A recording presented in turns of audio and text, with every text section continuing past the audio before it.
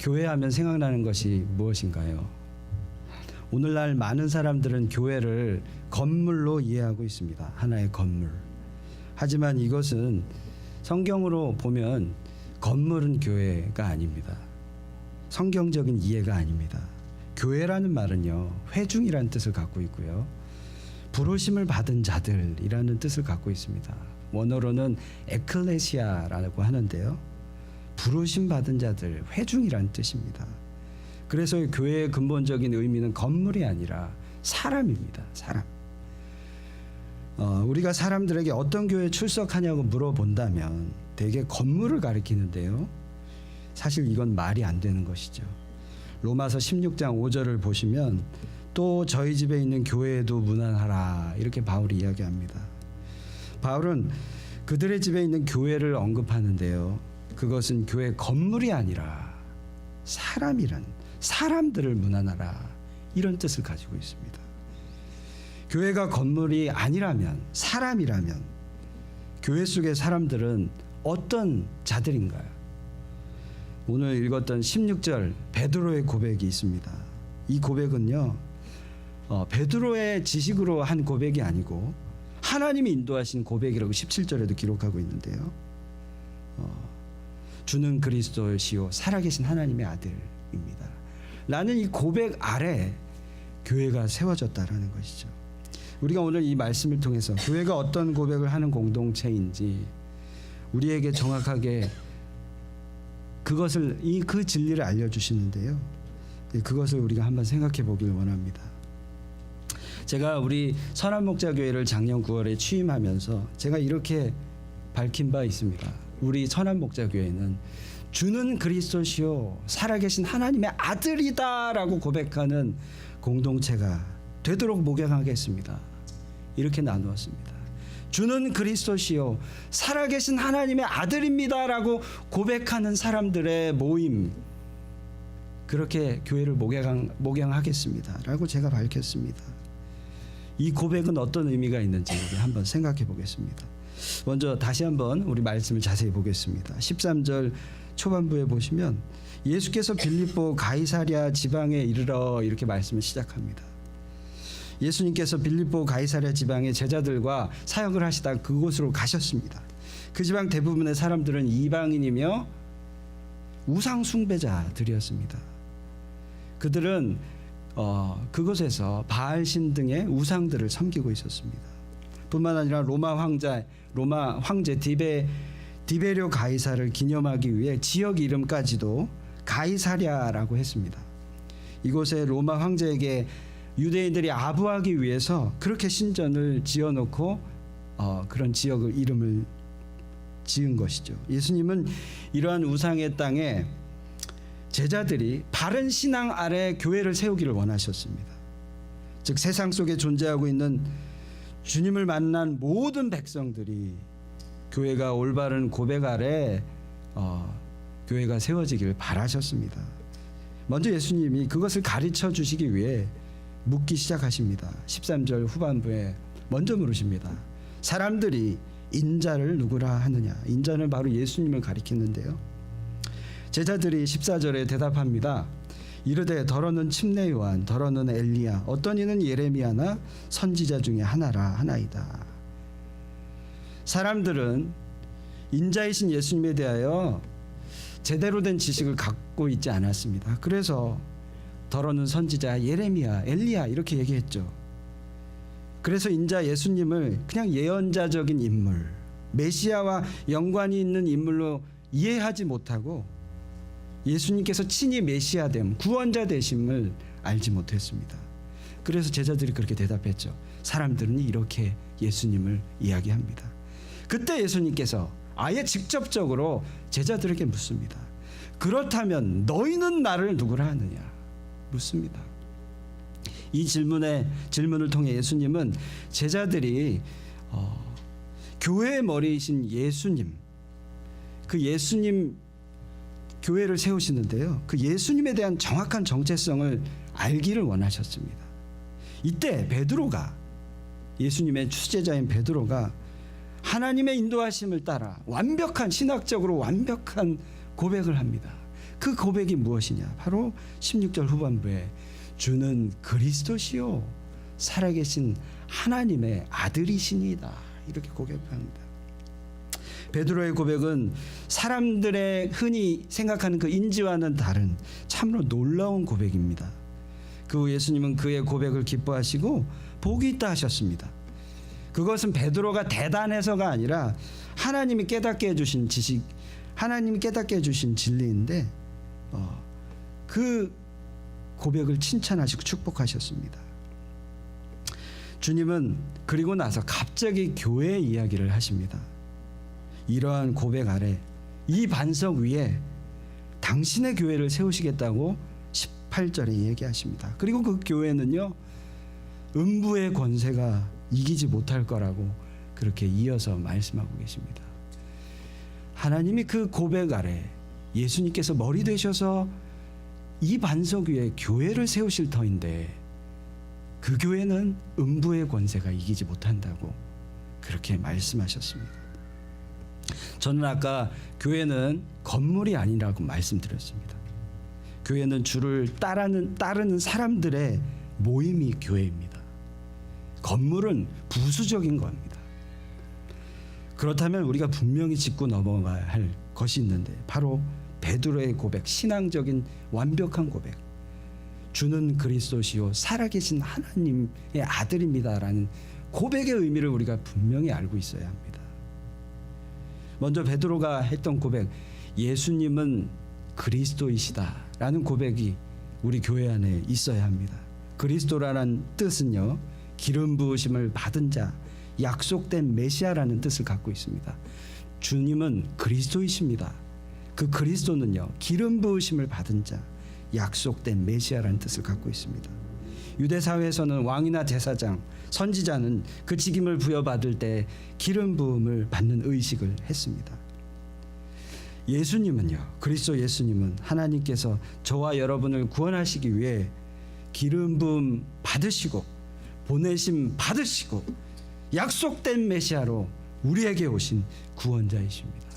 그것을 고백하는 곳이 바로 어디냐? 바로 교회라는 것입니다. 세상 사람들은 예수님을 성인 중 한 사람이라고 얘기합니다. 선지자 중 한 사람이라고 얘기합니다. 근데요, 예수님을 성자로 여기는 것과 예수님을 기름 부으심 받은 자, 구원자로 여기는 것은 분명한 차이가 있습니다. 세상에는 많은 위인이 있습니다. 성자가 있습니다. 제가 존경하는 이순신 장군, 임진왜란 병자호란의 영웅이죠. 일본과 28전을 하고 28승을 한 조선의 우리나라의 위인입니다. 저는 그분을 참 존경합니다. 또한 위대한 한글을 만든 세종대왕도 존경합니다. 또한 인류 평화에 지대한 영향을 끼친 많은 위인들이 있습니다. 마더 테레사, 간디, 우리는 이들을 성자, 위인이라고 얘기합니다. 하지만 이분들이 아무리 위대하다 할지라도 이들은요, 영적으로 죽은 우리와 같은 인간을 구원할 힘이 없습니다. 영원히 죽을 수밖에 없는 저와 여러분의 영혼의 문제를 해결할 힘이 없습니다. 오직 예수 그리스도만이 이 영혼의 문제를 해결하신 메시아이자 구원자, 기름 부음 받은 자이며 부르심 받은 그리스도이십니다. 그러니까 예수님은 그저 성자 중 한 사람이 아니라 저와 여러분을 구원한 메시아라는 사실입니다. 그래서 우리는 이 예수님이 우리를 구원하셨기에 그분을 주님으로 모시는 거고요. 그 모임이 바로 교회라는 사실입니다. 우리는 성자들의 삶을 보며 존경하고 따라할 수는 있으나 그들에게 우리의 영혼의 삶을 드릴 수는 없습니다. 왜냐하면 그 위인 성자도 죄인이기 때문에 그들의 약점까지 닮아버리면 우리 또한 죄를 짓게 되는 것이죠. 하지만 예수님은 다릅니다. 죄가 없으십니다. 예수님께서 나를 위하여 여러분을 위하여 십자가를 지셨습니다. 그래서 그분은요, 그리스도이시고 기름 부음 받은 자이시며 우리의 주님이십니다. 교회는 이렇게 예수님을 그리스도로 모시는 모임입니다. 그저 성자 중 한 사람을 존경해서 예수님 훌륭한 분이지, 그래서 모이는 단체가 아니라는 것이죠. 예수님을 구주로 모시는 그런 모임이 바로 교회입니다. 예수님은 우리 교회의 머리가 되십니다. 에베소서 1장 22절에 또 만물을 그의 발 아래 복종하게 하시고 그를 만물 위에 교회의 머리로 삼으셨느니라 라고 얘기합니다. 우리 모임 공동체, 우리 공동체의 이름은 선한 목자 교회입니다. 우리를 인도하시는 선한 목자는 누구십니까? 선한 목자 누구십니까? 예수님이십니다. 우리의 주인은 예수님이십니다. 선한 목자 교회는 예수님을 주인으로 모시는 교회입니다. 목사인 저는요, 성도들이 선한 목자 대신 예수님을 잘 따르도록 목양하는 사람일 뿐입니다. 우리 교회를 인도하시는 분은요, 어떤 사람도 아닙니다. 그 베드로의 고백처럼 우리를 인도하시는 분은 바로 예수님이십니다. 그러니까 모든 결정은 예수님께 달려 있습니다. 건강한 교회는요, 절대 분열하지 않습니다. 왜냐하면 예수님의 뜻에만 순종하기 때문에, 사람의 뜻에 복종하지 않고 예수님의 뜻에만 따라가기 때문에 그렇습니다. 건강한 교회는 나의 의견을 내세우는 그런 교회가 아닙니다. 제가 지난주에 3일 동안 시애틀 형제교회에 교회 리더십 컨퍼런스를 다녀왔습니다. 우리 김기련 선교사님도 그 컨퍼런스 참석자 오셨다가 이렇게 함께 교제의 시간을 갖는데요. 그 교회에서 특별히 예수님이 주인 되신 공동체라는 것을 인식하면서 하는 회의의 방법이 있습니다. 회의 발언을 할 때요, 기도한 사람만 발언할 수 있습니다. 기도하신 분 얘기하십시오. 이렇게 회의를 시작합니다. 기도한 사람만이 주님의 뜻을 알 수 있기 때문입니다. 사람의 생각을 얘기하는 것이 아니라 기도한 사람이 주의 뜻을 알고 그것을 발언하고 교회를 이끌어 나가고 있습니다. 참 도전이 되었습니다. 둘째, 우리 교회 공동체는요, 어떤 공동체인가? 예수님은 살아계신 하나님이라, 하나님의 아들이라 고백하는 공동체입니다. 교회의 머리 되신 예수님은 살아계신 하나님의 아들이죠. 그는 하나님과 본체이시고 동등한 분이십니다. 에베소서 2장 6절에 보면 그는 근본 하나님의 본체이나 하나님과 동등됨을 취할 것으로 여기지 아니하시고, 이렇게 시작합니다. 예수님을 다시 말하면 예수님은 하나님의 아들이고 곧 하나님이십니다. 그런 그가 저와 여러분을 살리기 위해 죽으셨고 십자가에 순종하셨으며 그렇게 희생하셨습니다. 교회의 머리이신 예수님이 하나님의 아들이시며 하나님이라는 사실은 우리에게 엄청난 메시지를 줍니다. 머리이신 예수님이 하나님이시라는 사실입니다. 이것은 우리에게 엄청난 메시지가 있습니다. 이것은요, 예수님을 믿는 교회는 머리이신 예수님이 하나님이시기에 교회는 불가능이 없는 공동체이고요, 기적이 상식이 되는 공동체가 바로 교회라는 사실입니다. 사공이 많으면 배가 산으로 간다, 우리나라 속담이 있습니다. 이 말은요, 여러 인도하는 사람이 많으면 목표한 바가 아닌 엉뚱한 곳으로 간다라는 뜻입니다. 근데요, 이 현상은요, 교회 안에서도 일어날 수 있습니다. 예수님이 주인 되지 않고 사람이 주인 되면 배가 바다로 가야 하는데 산으로 갈 수 있다라는 거죠. 그런데요, 그 말을 또 다르게 생각하면요, 교회는 또 어떤 곳이냐? 배도 산으로 가는 공동체가 되어야 합니다. 이게 무슨 말일까요? 배도 산으로 가는 공동체가 바로 교회다. 왜냐하면요, 배가 산으로 가는 것이야말로 기적이거든요. 배는 바다로 가야 되잖아요. 근데 배가 산으로 가는 공동체, 바로 교회는요, 이렇게 배도 산으로 가게 하는 기적 공동체가 바로 교회라는 사실입니다. 저는 우리 선한 목자 안에 이러한 기적이 계속해서 일어날 것이라 믿습니다. 제가 지난주에 나눠드렸죠. 제가 이 교회 안에 기적이 없고 소망이 없다면 저는 이곳에 부르심 받지도 않고 오지도 않았습니다. 그 기적을 믿고 신뢰하기에 제가 이곳에 왔습니다. 이러한 하나님의 축복은 이미 우리 교회 안에 일어나고 있습니다. 여러분 느끼십니까? 우리 선교사님도 말씀하셨는데요, 우리 교회 안에 어린 아이들이 이렇게 많이 있는 것 정말 축복입니다. 이 주변의 교회에 어떤 성도님으로부터 이야기를 들었는데 아이들을 좀 보고 싶대요. 교회 안에 아이들이 없대요. 근데 우리 교회 안에, 우리 공동체 안에는 정말 우리 아이들 다음 세대가 있습니다. 하나님께서 부어주신 축복입니다. 또한 우리 교회 안에 상처받은 교우들이 죽게 다시 돌아오고 계십니다. 이것도 하나님의 축복이고 기적입니다. 그리고요, 우리 교회 아직 비록 작지만요, 아까 우리 필리핀에 있던 그 교회들보다 우리 교회가 작아요. 성도들도 적어요. 그런데요, 우리 교회 또한 선교할 수 있는 교회, 이것이 바로 기적입니다. 예. 하나님의 나라를 위해 우리가 우리의 삶을 드리고 우리의 물질을 드릴 수 있는 것, 축복이고 기적인 것입니다. 선교 사역 불가능한 것 같은데요, 우리가 좀 좋은 건물을 갖고 선교하면 그때 좀 우리가 하죠.